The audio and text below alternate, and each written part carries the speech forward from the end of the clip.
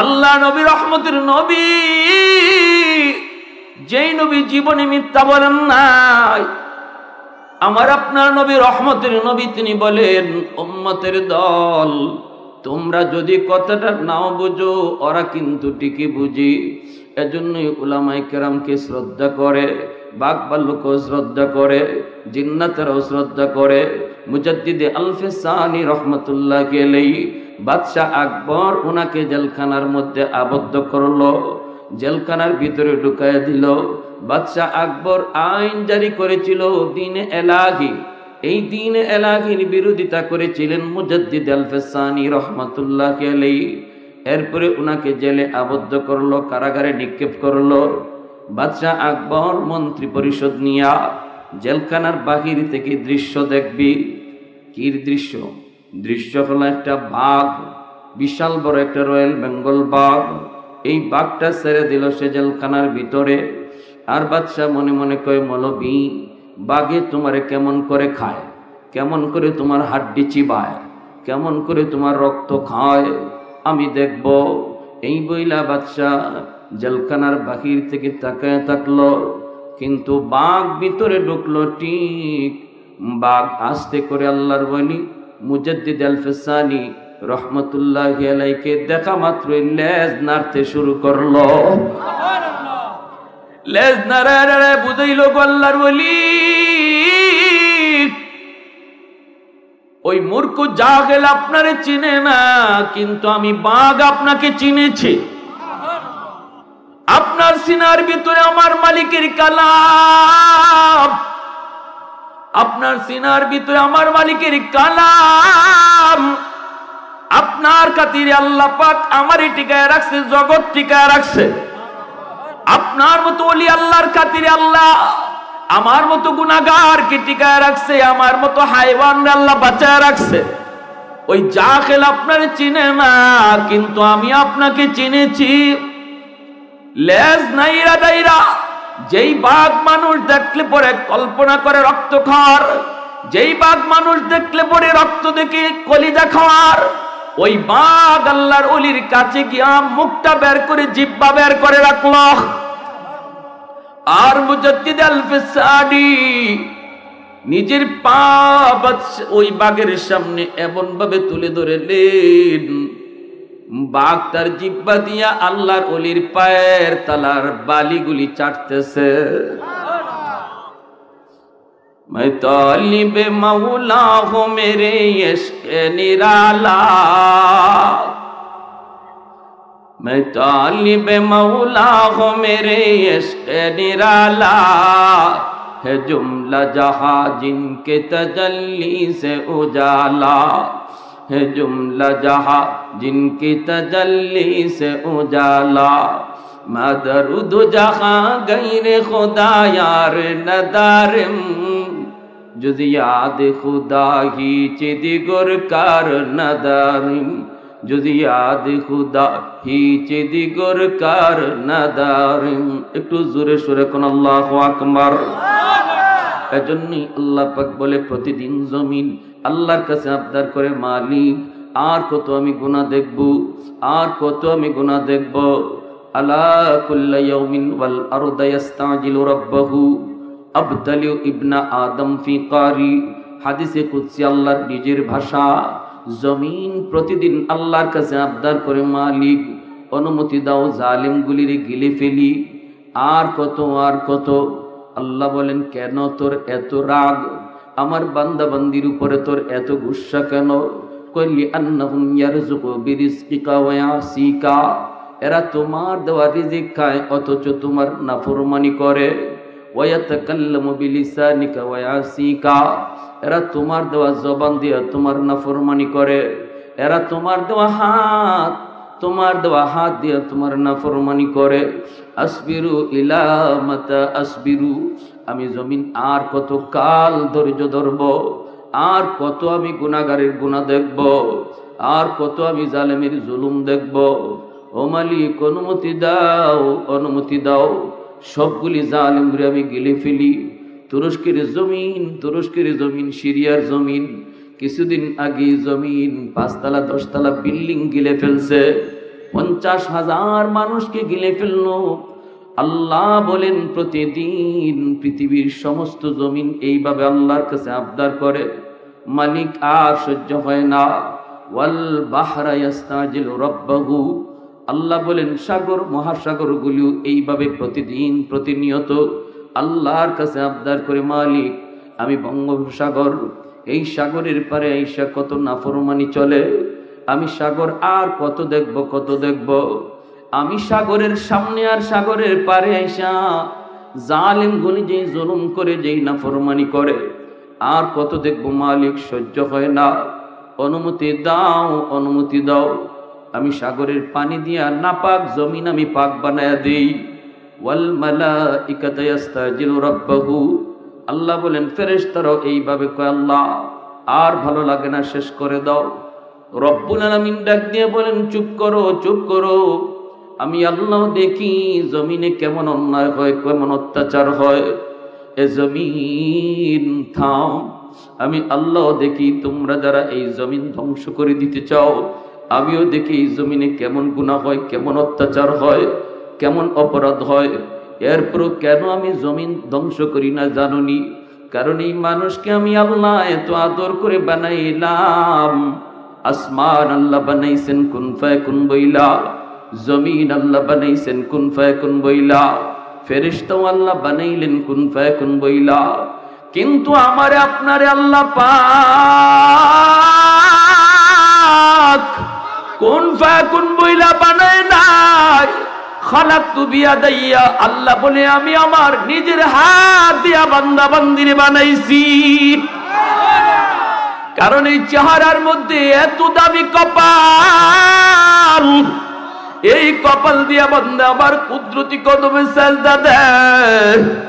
এই কপালটার এত দাম এত দাম এত দাম, এই কপাল ফেরেশতাদের হাতে বানাইলে হয় না, এই কপাল কুন ফায়াকুন বইলে হয় না, এই কপাল আমি আল্লাহ নিজের হাতে বানাইলাম। লাউলা মাশাইখু রুক্কা ওয়াশ-শাবাবু খুশা ওয়াল আতফালু রুদ্দা ওয়াল আনআমু রুদ্দা লাজআলতুস সামাআ হাদিদা ওয়াল আরদা খাফসাফা ওয়াত তুরাবা রামাদা ওয়ামা আনজালতু মিনাস সামাই কাতরা ওয়ামা আম্বাতু মিনাল আরদি নাবাতা বাল আনজালতু আলাইকুমুল আযাবা সাব্বা সাব্বা সাব্বা। আল্লাহ বলে এখনো জমিনে 4 শ্রেণী আছে, এই 4 শ্রেণী যতদিন থাকবে আমি আল্লাহ জমিন টিকায় রাখবো।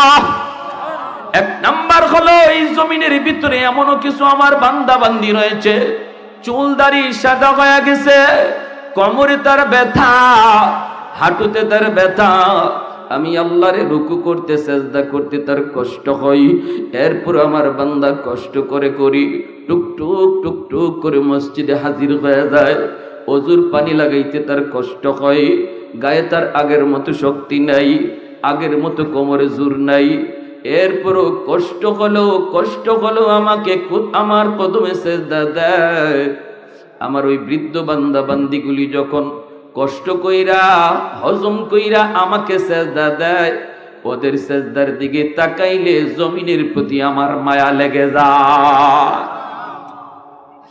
2 নম্বর আল্লাহ বলেন ওয়াশ-শাবাবু খুশা, এখনো জমিনের ভিতরে এমন কিছু যুবক রয়েছে যেই যুবক যৌবনের পাগলামি করে না, যৌবনে সে গুনার দিকে যায় না, যৌবনে বাপ মার সাথে বেয়াদবি করে না, যৌবনে সে না বন্ধুদের সাথে জিনা বেবিচারে যায় না, চুরি ডাকাতি করে না, অথচ তার যৌবনের চাহিদা ছিল গুনাহ করা, যৌবনের চাহিদা ছিল গানের আয়োজন করা, যৌবনের চাহিদা হলো ডাব চুরি করা, যৌবনের চাহিদা হলো বেয়াদবি করা। এরপর যেই যুবক যৌবনের চাহিদা অনুযায়ী গুনাহ করে না, বরং পাগলা গুড়ার লাগাম টান দিয়া ধরে, চাইলেই সে যেই দিকে ইচ্ছে এই দিকে দৌড় দেয় না, একটু চিন্তা করে দৌড় দেয়। যৌবনে তার মাথায় টুপি দেখা যায়, যৌবনে তার মুখে দাড়ি পাওয়া যায়, যৌবনে তার মসজিদে পাওয়া যায়, যৌবনে তার রোজা রাখতে দেখা যায়, যৌবনে বাপমার সেবা করতে পাওয়া যায়।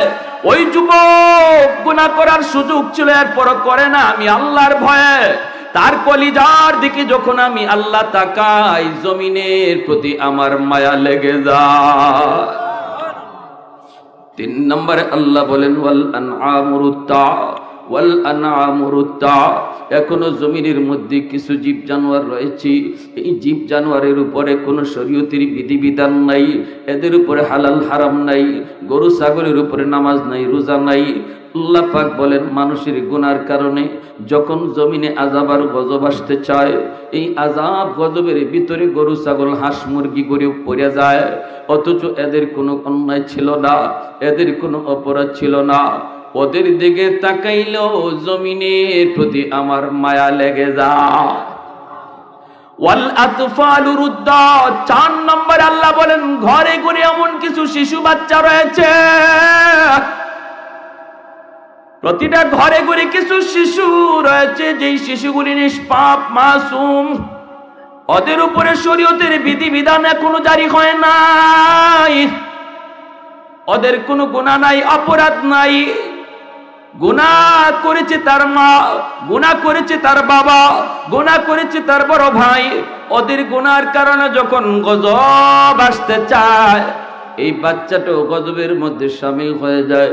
ওই বাচ্চাটার তো কোনো অন্যায় ছিল না। আল্লাহ বলতেছেন, আল্লাহ কারে শুনাইতেছেন? জমিনে শুনাইতেছেন, সাগর মহাসাগরের পানিরে আল্লাহ শুনাইতেছেন, ফেরেশতাদেরকে আল্লাহ শুনাইতেছেন।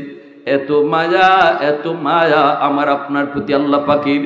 আল্লাহ কই জমিন শুন, ওই শিশু বাচ্চাগুলি যখন টুট ভাঙ্গা আমি আল্লাহর কাছে কান্দি, তার কান্নার দিকে তাকাইলো এই গুনাহগার জমিনের প্রতি আমি আল্লাহর মায়া লেগে যায়। অতএব বাচ্চাগুলিরে মারবেন না, বাচ্চাগুলিরে ধমক দিবেন না, বাচ্চাগুলিরে বকাবকি করবেন না। বাচ্চারা দুষ্টামি করবি, বাচ্চারা ফেরেশতার মতো। এই বাচ্চার উসিলায় আল্লাহ তোমাকে আমাকে বাঁচাইয়া রাখছি, এই বাচ্চার উসিলায় আল্লাহ তোমারে আমারে খাওয়াইতেছে। এজন্যই ভাইয়েরা মনে রাখবা, যুবক যৌবনে আল্লাহর গোলামি করবে, বৃদ্ধ বয়সে আল্লাহ তারে ঘরে বসাইয়া তারে ইবাদতের পেনশন আল্লাহ দিবে। এই কথা আল্লাহ পবিত্র কুরআনুল কারীমের সূরাতুত তিনের মধ্যে 4টা কসম কে আল্লাহ বলেছেন। ওয়াত-তিন ওয়াজ-যাইতুন ওয়া তুরি সিনিন ওয়া হাযাল বালাদিল আমিন। আল্লাহ বলেন 4টা জিনিসের কসম খেয়ে আমি আল্লাহ বললাম, মানুষ তোমারে আমি আল্লাহ বড় আদর করে বানাইছি, সম্মানী করে বানাইছি, সবচেয়ে সুন্দর করে তোমারে বানাইছি। কিন্তু এই মানুষ যখন বৃদ্ধ হয়ে যায়, মানুষের কাছে তার দাম কমে যায়, ঘরের কাছে তার দাম কমে যায়, স্ত্রীর কাছে তার মূল্য কমে যায়, সন্তানের কাছেও তার দাম কমে যায়। মানুষেরা কই আমি এখন বৃদ্ধ হয়ে গেছো, আগের মতো ধমক দিও না। সন্তান কয় আব্বা কম কথা কও, এখন আগের মতো আর তুমি বুঝো না। স্ত্রীও কয় স্বামী গো সিদ্ধান্ত সন্তানের দিকেই তাকাও, আগের মতো তোমার আর এখন শক্তি নাই, এখন আগের মতো কোনো বুদ্ধিও নাই। আল্লাহ পাক রব্বুল আলামিন কয় বান্দা, যখন তোমার দাম সবার কাছে কমে যায়, যদি তুমি যৌবনে আমি আল্লাহর গোলামি করো, তখন বৃদ্ধ বয়সে আমি আল্লাহর কাছে তোমার দাম বাড়তে থাকে। আমি আল্লাহর কাছে তোমার দাম বাড়তে থাকে কেমনে? আল্লাহ বলেন ইল্লাল্লাযীনা আমানু ওয়া আমিলুস সালিহাত ফালাহুম আজরুন গায়রু মামনুন। যৌবনে তুমি যত আমল করেছো সবগুলি আমল বৃদ্ধ বয়সে আমি আল্লাহ জারি রেখে দিব, জারি। সুবহানাল্লাহ, জোরে বলেন। ঘরে নামাজ পড়েছে আল্লাহর বান্দা, মসজিদে যাইতে পারে না, কারণ তার কোমরে ব্যথা, মাথা ঘোরায়, বের হলে অ্যাক্সিডেন্টের ভয়, শরী উজরের কারণে যখন বৃদ্ধ বয়সী আল্লাহর কোন গোলাম ঘরে নামাজ আদায় করে, রব্বুল আলামিন বলেন এই ফেরেশতারা আমার বান্দার আমল নামায় ঘরে নামাজের সওয়াব তোমরা উঠায়ও না, একটু পরে উঠাও। যৌবনের ফাইলটা আমি আল্লাহরে দেখাও, যৌবনের ফাইলটা আমি আল্লাহরে দেখাও।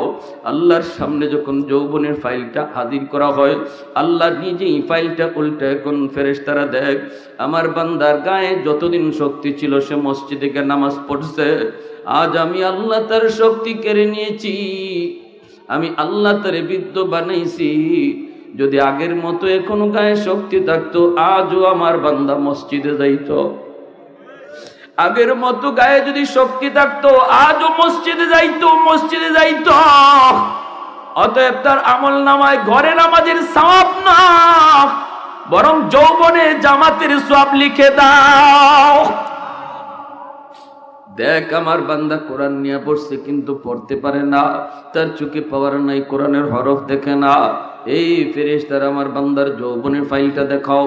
যৌবনের ফাইলটা দেখায় আল্লাহ কইব, দেখ ফজরে পরে তার কোরআন তেলাওয়াতের আমল, মাগরিবের পরে তার কোরআন তেলাওয়াতের আমল, প্রতিদিন কোনো না কোনো একটা ইমেসে কোরআন নিয়ে বসতো, 1 পৃষ্ঠা 2 পৃষ্ঠা কোরআন পড়তো। আজ আমি আল্লাহ তার চোখের পাওয়ার কেড়ে নিয়েছি, এজন্য সে কোরআন পড়তে পারে না। এই ফেরেশতারা শুন, আমার বান্দা যদিও কোরআন পড়ে না, তবু যৌবনের ধারাবাহিক তেলাওয়াতের সওয়াব আমলনামায় লিখে দাও।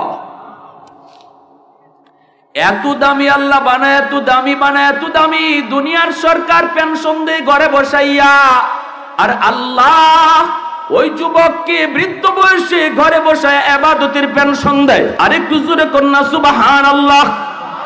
ইবাদতের পেনশন দেয় কে? আরেকটু জোরে বলেন কে? এ যুবক জুন্নুন মিসরি রহমাতুল্লাহি আলাইহি, আল্লাহর বহুত বড় একজন ওলি। নদীর কিনারে তিনি দাঁড়ায় আছেন। হঠাৎ করে আল্লাহর ওলি দেখেন নদীর কিনারের মধ্যে একটা বিচ্ছু দাঁড়ায় রইছে। এই বিচ্ছুটা নদী পার হতে চায়, কিন্তু কেমন করে নদী পার হবে? কোনো নৌকা নাই, কোনো খেয়া নাই, কেমন করে বিচ্ছু পার হয়? হঠাৎ করে আল্লাহর ওলি দেখেন পানির নিচ থেকে একটা কচ্ছপ পানির উপরে ভাসলো, আর কচ্ছপটা নদীর কিনারে আসলো। বিচ্ছুটা লাফ দিয়ে কচ্ছপের পিঠে বসলো, আর কচ্ছপ বিচ্ছুটারে খেয়া হইয়া নদী পার করে দিল। এইবার জুন্নুন মিসরি কয়, মালিক তোমার কুদরতে তুমি বিচ্ছুরে নদী পার করে দিছো। আল্লাহ আমারও নদী পার হতে মন চায়, আমি একটু দেখতে চাই বিচ্ছু কোন দিকে যায়। কেন তুমি এইভাবে বিচ্ছুরে নদী পার করাইলা? আমারও তুমি নদী পার করাও। আল্লাহ পাক রব্বুল আলামিন তার ওলির অন্তরে ইলহাম করলেন, হাতের জায়নামাজ পানিতে বিছায়া দাও। আরেকটু জোরে কন্যা সুবহানাল্লাহ। আমাদের সিলেটের শাহজালাল মজরুদিয়া মনি রহমতুল্লাহি আলাইহি গৌর গোবিন্দের সাথে যুদ্ধ করার জন্য ইয়ামেন থেকে সিলেটে এসেছিলেন। সুরমা নদী পারি হয়েছেন নৌকায় না জায়নামাজে বৈশা। আরেকটু জোরে, নৌকায় না জায়নামাজে বৈশা। আল্লাহ পারেনি না পারে না, এই ক্ষমতা আল্লাহর আসেনি না নাই? আরেকটু জোরে বলেন, আসেনি না নাই? মানুষ যা পারে না পারে কে? মানুষ যা দেখে না দেখে কে? মানুষ যা শুনে না শুনেন কে? আল্লাহ পাক কই ওয়ালি হাতের জায়নামাজ পানিতে বিছায় দাও। জুন্নুন মিসরি পানিতে জায়নামাজ বিছায় দিলেন। আল্লাহর ওলি জায়নামাজে বৈশা নদী পার হয়ে গেলেন। এরপরে তিনি বিচ্ছুর পিছনে পিছনে যাইতেছেন। বিচ্ছুটা কোন দিকে যায় দেখতে একটু মন চায়।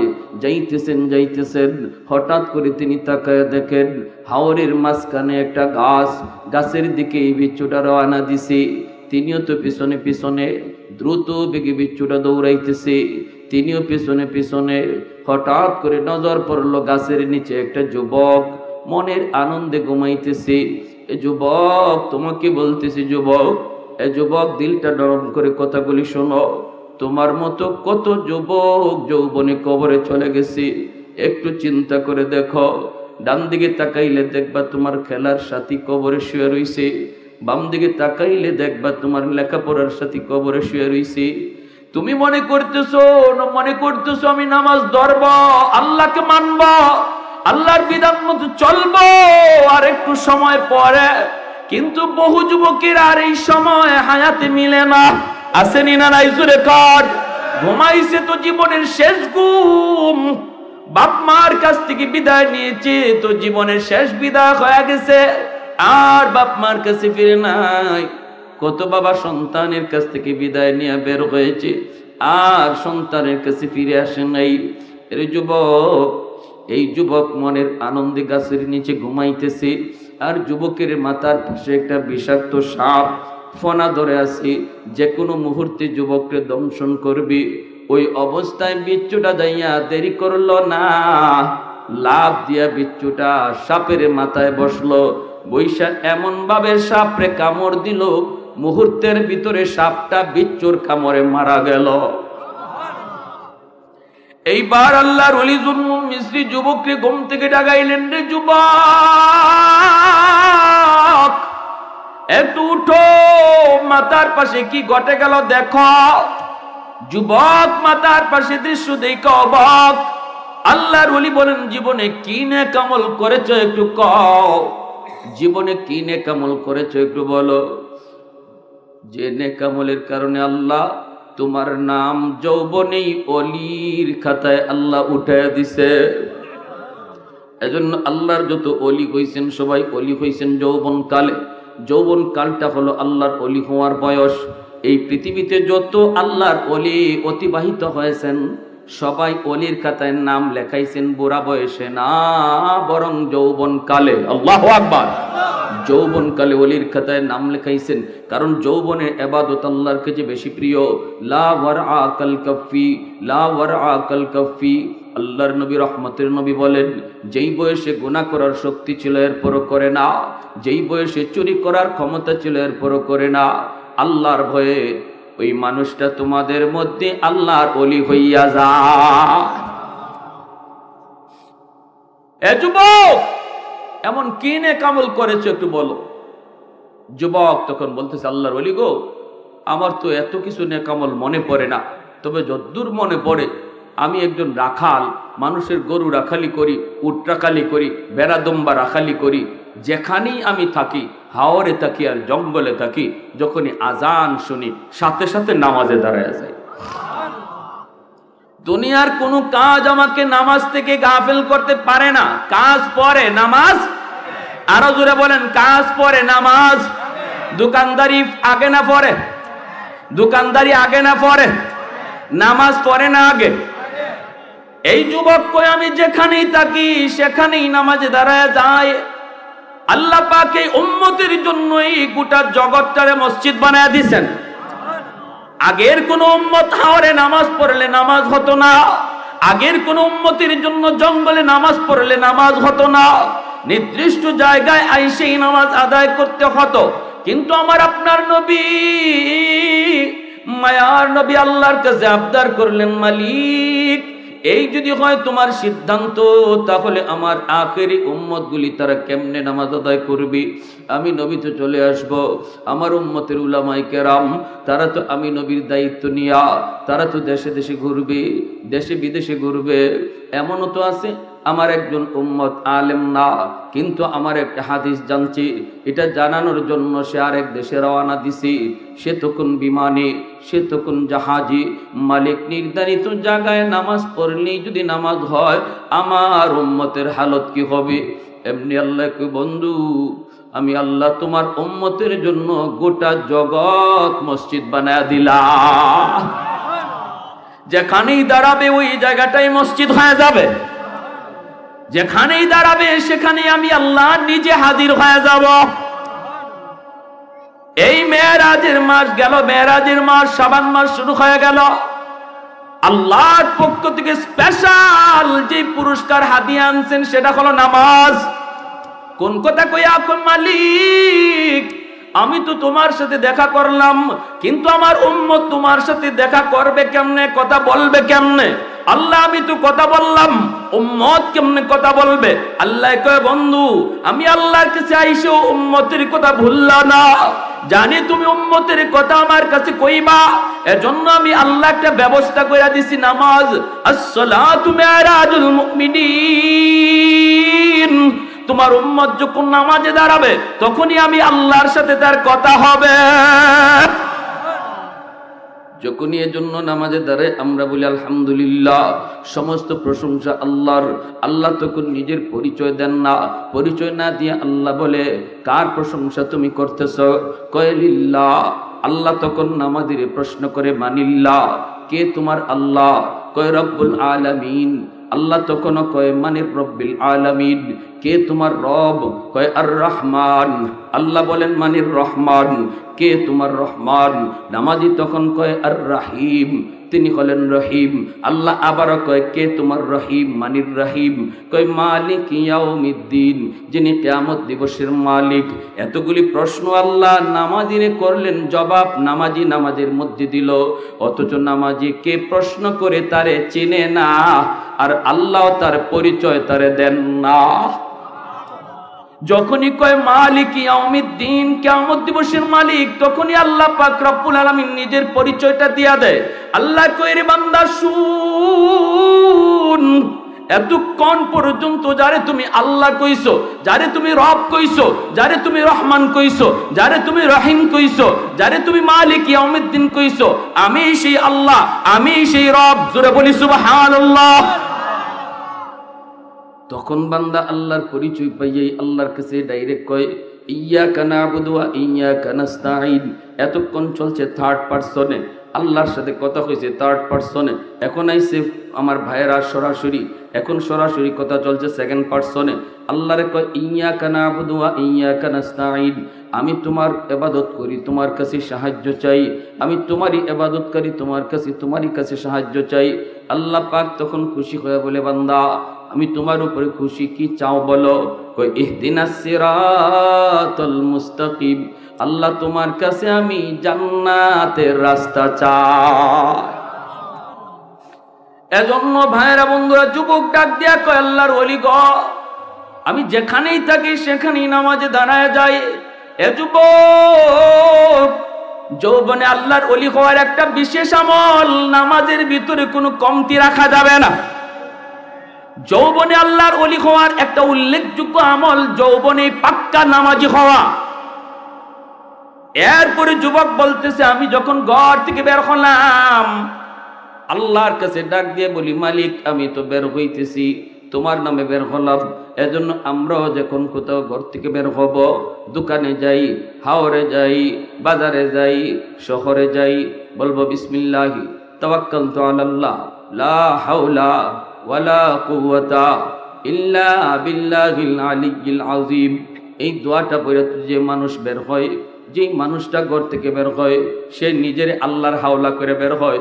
আল্লাহ বলে বান্দা তুমি যখন আমার উপরে নিজের হাওলা করো, তখন তোমার নিরাপত্তার জিম্মাদারি আমি আল্লাহর হাতে। গাছের নিচে যখন ঘুমাইতে যাই তখনও কইতেছি আল্লাহ আমি ক্লান্ত পরিশ্রান্ত, আল্লাহ আমি বড় পরিশ্রান্ত, আমি একটু ঘুমাবো, কিন্তু কোন ভরসায় ঘুমাই? আল্লাহ এখানে যদি আমারে কোনো জীব জানোয়ারে ক্ষতি করে, বাঁচানোর কেউ নাই, আপন বলতে কেউ নাই। আল্লাহ একমাত্র আমি তোমার হাওলা করলাম, আল্লাহ তোমার উপরে ভরসা করলাম। আল্লাহ বলে ওয়ামান ইয়াতাওয়াক্কাল আলাল্লাহ ফাহুয়া হাসবু, বান্দা আমার উপরে তুমি যেই পরিমাণ ভরসা রাখবা, আমি তোমার সাথে ওই পরিমাণ লেনদেন করব। ভরসা আমরা আল্লাহর উপরে করব 50% না 100%? জোরে বলেন 50 না 100% ভরসা যখন আল্লাহর উপরে করব, আমার আপনার জিম্মাদারিও আল্লাহ 100% নেবেন। আমাদের ইয়াকিনে দুর্বলতা, আমরা আল্লাহর উপরে 100% ইয়াকিন আনতেই পারি না, করতে পারি না। যারা করছে তারা ফল পাইছে। ওই যুবক 100 ভরসা আল্লাহর উপরে করছে, বিধায় যখন সাপ আসছে তারে মারতো, আল্লাহ নদীর ওই পার থেকে বিচ্ছুরে পাঠাইছে, যা যেই সাপ আমার ওই যৌবনকালে যে আমার অলির খাতায় নাম লেখাইছে তার ক্ষতি করতে চায়, তুই যে সাপরে মার। আল্লাহর কুদরতে নদীর ওই পার থেকে বিচ্ছু আইসা সাপরে কামড় দিয়া মাইরা যুবকের হেফাজত আল্লাহ করলেন। সুবহানাল্লাহ। জোরে এজন্যই ভাইরা মনে রাখবেন, আল্লাহ পাক কয় ওই যুবকগুলি যতদিন জমিনে থাকবে আমি আল্লাহ আযাব গজব থেকে জমিনরে হেফাজত করব। এই যুবকের কলিজে আল্লাহর ভয় কেমনে আইছে? ওই মাদ্রাসা আছে বিদায়, উলামায়ে কেরামের মেহনত আছে বিদায়, মুরব্বী মানুষ এখনো বৃদ্ধ বয়সে আল্লাহর কদমে সেজদা দেয়, আল্লাহকে চিনে, আল্লাহ আল্লাহ জিকির হয়। কেন হয়? কারণ সমাজে এখনো আল্লাহ নামের পরিবেশ আছে, ঠিক না? এখনো মাদ্রাসা আছে, উলামায়ে কেরামের হরকত আছে, উলামায়ে কেরামের মেহনত আছে। উলামায়ে কেরামের মেহনত যতদিন থাকবে, জমিনের মানুষ ততদিন আল্লাহ আল্লাহ জিকির করবে। মাদ্রাসা যতদিন থাকবে ততদিন আল্লাহ বলার পরিবেশ থাকবে। আর আল্লাহ পাক তখন আসমান জমিনকে আল্লাহর রহমত দ্বারা বাঁচায় রাখবে। আর যতদিন মাদ্রাসা থাকবে না, যেদিন মাদ্রাসা থাকবে না, আলেম ওলামা থাকবে না, ওই দিন আল্লাহ জমিনও রাখার কোনো চিন্তা করবেন না। অতএব কেউ যদি মাদ্রাসার ক্ষতি করতে চায়, মনে রাখবা সে মাদ্রাসার ক্ষতি করলো না, বরং নিজের ক্ষতি নিজে করলো। কেউ যদি মাদ্রাসা বন্ধ করে দিতে চায়, সে মাদ্রাসার ক্ষতি করলো না, নিজের জীবন সে নিজে বন্ধ করে দিল। কেউ যদি মাদ্রাসায় হাত উঠায়, সে নিজের পায়ে নিজে কুড়াল মারলো। কেউ যদি কই মাদ্রাসা রাখবো না, আল্লাহ তারে রাখবে না। কারণ মাদ্রাসা না থাকলে আল্লাহ কোনো কিছু রাখবার সিদ্ধান্ত আল্লাহ নিবে না। আমরাও দেখেছি বাংলার জমিনে যেই মাদ্রাসার বিরুদ্ধে কথা বলেছে, উলামায়ে কেরামের বিরুদ্ধে কথা বলেছে, মাদ্রাসার প্রয়োজন নাই, মাদ্রাসার দরকার নাই, মৌলবীদের কোনো প্রয়োজন নাই, একজনও জাগাতে নাই। আওয়াজ দেন ঠিক কিনা? একজনও জাগাতে নাই। কে করছে? হেড অফিস থেকে ফয়সালা। হ্যাঁ, ফ্যান ফরবারও আর জায়গা পায় না, হে টাকলা মাথাত পরে। কি রে কি হলো, ফ্যানেও আমারে ভালো হয় না, আর কোন মানুষ দেখে না। এজন্য বলতেছি মনোযোগ, লাজালতুস সামাআ হাদিদা ওয়াল আরদা খাফসাফা ওয়াত তুরাবা রামাদা ওয়ামা আনজালতু মিনাস সামাই কাতরা ওয়ামা আম্বাতু মিনাল আরদি নাবাতা বাল আনজালতু আলাইকুমুল আযাবা সাব্বা।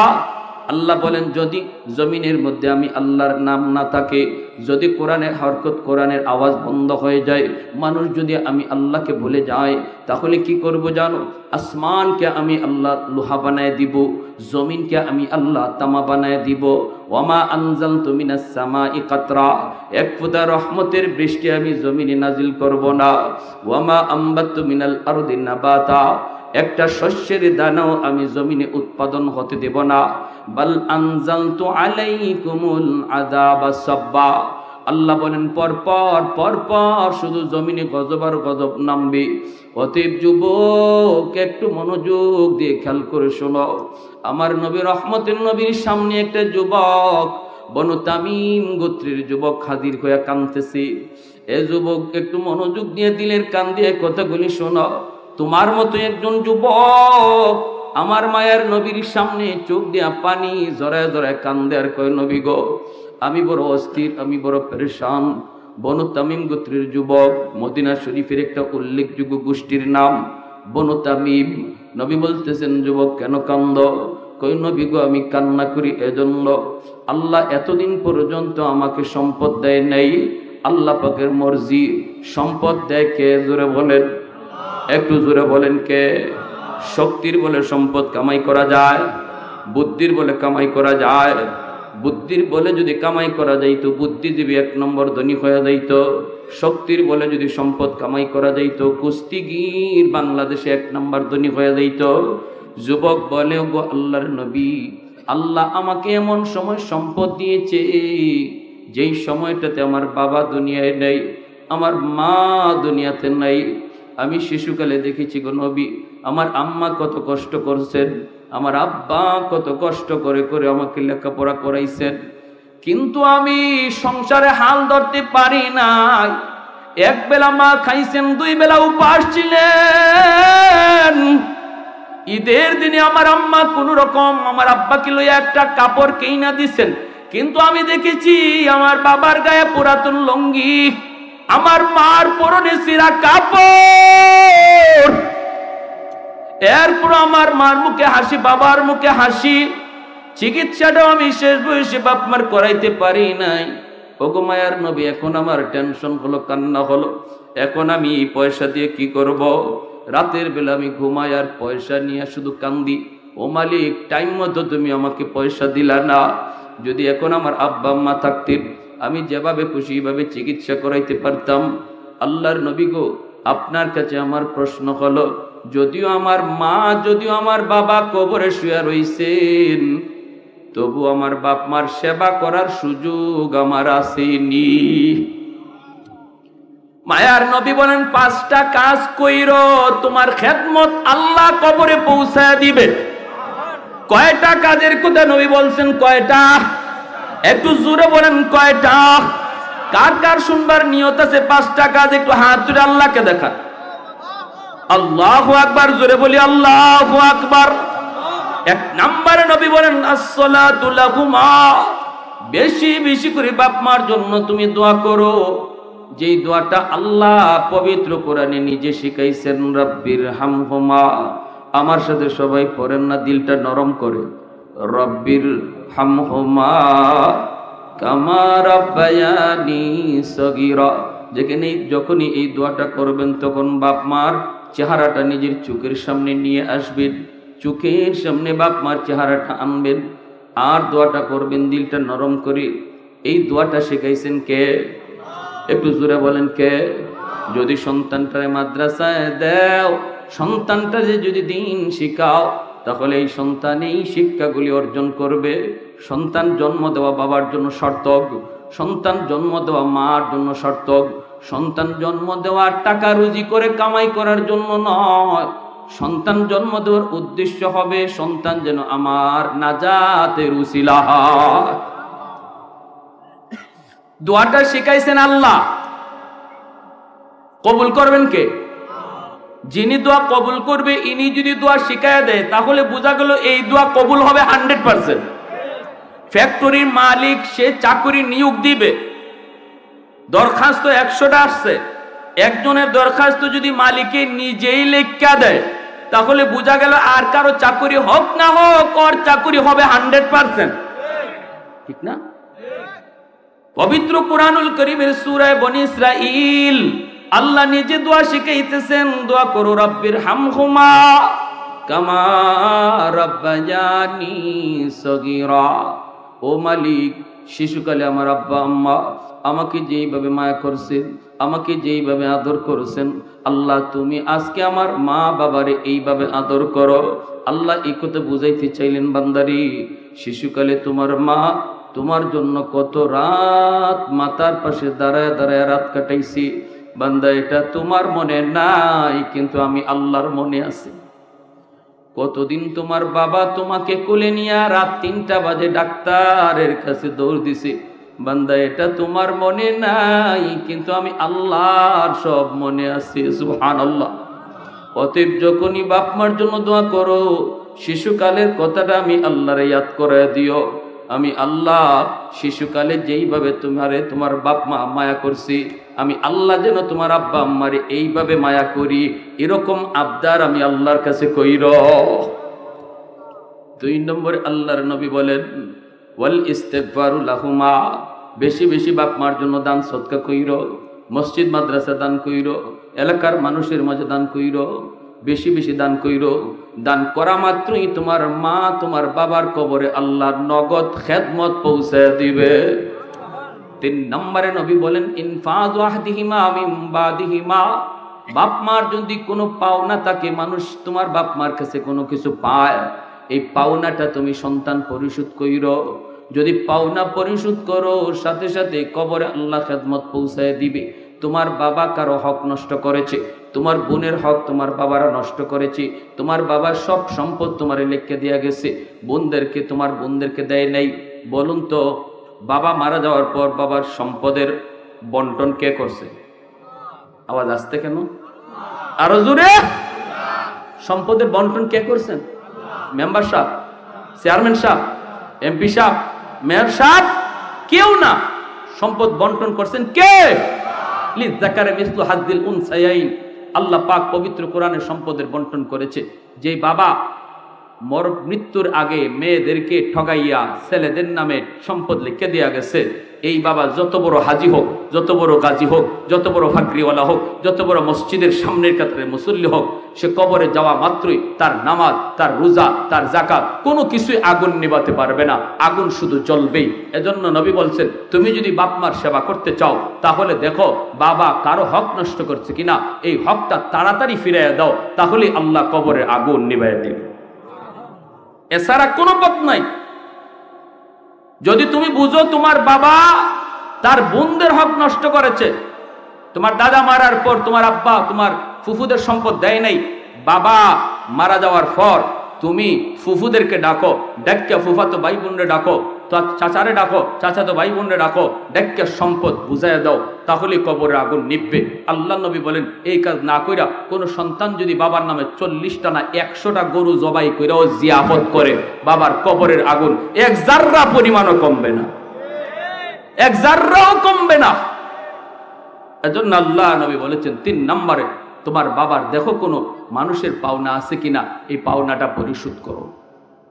4 নম্বরে নবী বলেন সিলাতুর রাহমিল্লাতি লা তুসালু ইল্লা বিহিমা, তোমার বাবার যারা রক্তের মানুষ, মার যারা রক্তের মানুষ, ওদের খোঁজ খবর রাখো। বাবার রক্তের মানুষ হলো চাচা, বাবার রক্তের মানুষ হলো ফুফু, চাচার খবর নাও, ফুফুর খবর নাও। বাবা কবরে শুয়ে আছে, যখনই ফোনটা দিয়া কইবা চাচা কেমন আছেন, ও ফুফু তুমি কেমন আছো, চাচা তো ভাইটারে ফোন দিয়া খবর নিবা বাইরে তুই কেমন আছো। বাবার রক্তের মানুষের খোঁজ নিলা, মায়ার নবী বলেন যেন তুমি ফোনটা বাবার কবরেই লাগাইছো। একজনের সহযোগিতা করলা, সাথে সাথে কবরে আল্লাহ দানের খবর পৌঁছায় দিবে। মা দুনিয়ায় নাই, কিন্তু মার রক্তের মানুষ আছে, মামা আছে, খালা আছে, নানা আছে, নানি আছে, ওরা আজকে অসহায়। আল্লাহ তোমাকে সচ্ছলতা দান করেছে, ওদের খোঁজ খবর নেও। যখনই তুমি ওদের পাশে যায় তুমি দাঁড়াইবা সুখে দুঃখে, যখনই তুমি তাদের পাশে যায় দাঁড়াইবা, আল্লাহর নবী বলেছেন যেই নবী জীবনে কোনোদিন মিথ্যা বলেন না, এই নবী বলেন সাথে সাথে মার কবরে আল্লাহ তোমার খেদমত পৌঁছায় দিবে। 5 নম্বরে নবী বলেন শেষ, ইকরামু সাদিকিহিমা মিন বাদিহিমা, মায়ার নবী দয়ার নবী বলেন বাবার বন্ধু বান্ধব যারা, তাদেরকে দেখলে বাবার মতো শ্রদ্ধা কইরো, বাবার বয়সের মানুষ দেখলে বাবার মতো শ্রদ্ধা কইরো।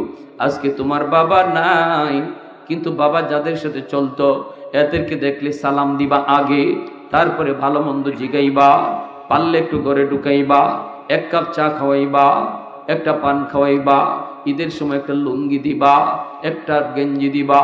মায়ার নবী কয় বাবা কবরে, কিন্তু বাবার বন্ধুরে তুমি আদর করছো, শ্রদ্ধা করছো। আল্লাহ পাক বলে তোমার এই কাপড় তুমি পরাইছো দুনিয়ার কাপড়, আর তোমার বাবারে আল্লাহ পরাইবো জান্নাতি কাপড়। মা দুনিয়ায় নাই, কিন্তু মার বান্ধবী আছে। মা যাদের সাথে চলতো ওদেরকে দেখলে পরে মায়ের মতো শ্রদ্ধা কইর। চাচি কেমন আছেন, একটু ঘরে বইসা যান। আজ যদি আমার আম্মা দুনিয়া থাকতেন তাহলে মাকে না দেখে যাইতে পারতেন না। চাচি আসেন না একটু ঘরে, 1 কাপ চা খেয়ে যান। নবী বলে যেন তুমি তোমার মারই তুমি সেবা করছো, সুবহানাল্লাহ জোরে কর। এজন্য ভাইরি আল্লাহর নবী বলছেন বাপ মার জন্য দান সদকা করলে কবরে খেদমত পৌঁছায় দিবে কে? একটু জোরে বলেন না কে? আর একটু জোরে বলেন না কে? এতটুকু হাদিসের উপরে আমল করব কেডা? কোন সন্তান? যেই সন্তানে হাদিস পড়ছে, যেই সন্তানে মাদ্রাসায় গেছে, যেই সন্তানটার হাত ধরে বাবা মাদ্রাসায় ভর্তি করছে, এই সন্তানই তো হাদিস মতো বাপ মার জন্য আমল করবে, ঠিক না? আরো জোরে কোন ঠিক না? তাহলে সন্তান মাদ্রাসায় দেওয়ার দরকার আছে নি না নাই? যদি আপনার সন্তান আপনার জানাজা দেয়, আপনার সন্তান যদি আপনারে গোসল দেয়, আপনার সন্তান যদি আপনার কবরের পাশ দিয়ে যায়, সন্তানরে যদি দিন না শিখান, সন্তান কবরের পাশ দিয়ে যাইব গান গায়ে গেয়া, বন্ধুদের নিয়ে কত সন্তান গান গায়া বাবার কবরের পাশ দিয়ে চলে যায়, দিলটা কাঁপে না। আর সন্তানটা যদি কোরআন শিখান, বাবার কবরটা দেখা মাত্রই চোখ দিয়ে পানি আসবে, ইয়াসিন পড়তে পড়তে কবরের সামনে হাজির হবে, আল্লাহ সাথে সাথে কবরের আযাব মাফ করে দেবে। সার্থক ওই বাবা ওই মা, সার্থক যার সন্তান কোরআনে হাফেজ, যার সন্তান আলেমে দিন। এই মাদ্রাসাগুলোতে দেখলাম ছোট ছোট বাচ্চাগুলি কত বাবা কত মা কত আশা কইরা দিছে। শুনেন, মনে রাখবেন, কোন সন্তান মাদ্রাসায় আসবে এটা মানুষের হাতে না, এটা আল্লাহর কুদরতি হাতে। যেই সিনাকে আল্লাহ চয়েস করেন, নিজে নির্বাচন করেন তার কোরআনকে আমানত রাখার জন্য, তারই মাদ্রাসায় আসার তৌফিক দেন। বাহাদুরি করে সন্তানের সিনায় কোরআন ঢুকানো যায় না।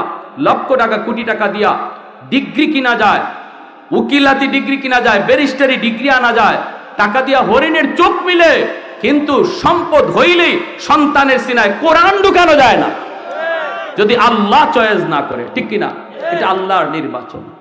আমার ভাইয়েরা, আমি মুসাফির মানুষ, যাব সিলেট, একটু অনুরোধ করব, মুসাফিরের দোয়া আল্লাহর কাছে কবুল। এমন একজন সন্তান বাবার নামে, এমন একজন সন্তান মায়ের নামে বলেন, আল্লাহ যেন নগদ এই খবরটা কবরে পৌঁছায় দেয়, সেবার খেদমতটা যেন পৌঁছায় দেয়। একজন সন্তান হাতটা জায়গায় বলেন, হুজুর ইনশাআল্লাহ আমি 5,000 টাকা